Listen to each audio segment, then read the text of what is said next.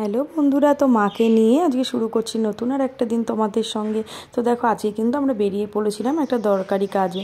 তো দেখো, কিছু দূর যাওয়ার পরে বারাসাতে ঢোকার আগে ছিল প্রচণ্ড জ্যাম। রাস্তায় বেরোলেই একটা জিনিস আমার খুবই অপছন্দ, কিন্তু কিছু করার নেই। রাস্তায় বেরোবো অথচ জ্যামের মুখোমুখি পড়বো না, এরকমটা তো অসম্ভব ব্যাপার।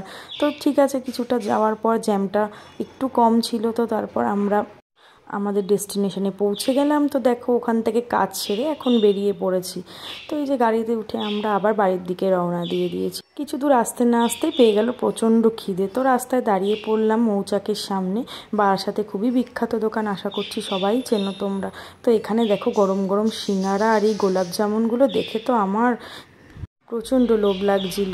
যদিও মিষ্টি আমি অতটা পছন্দ করি না, কিন্তু গোলাপ জামুনগুলো দেখে খুব ভালো লাগছিল।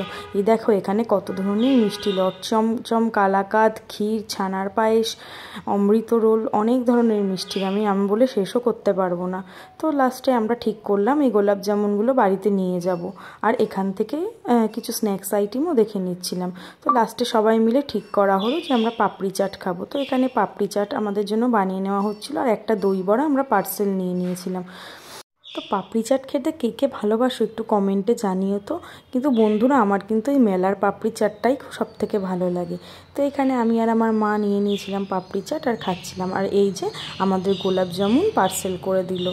তো রাস্তায় আস্তে আস্তেই খাবারটা খাচ্ছিলাম, যেহেতু অনেকটা ছিল দোকানের সামনে দাঁড়িয়ে শেষ করতে পারিনি। তো ভিডিওটা আজকের মতো এই পর্যন্তই, টাটা।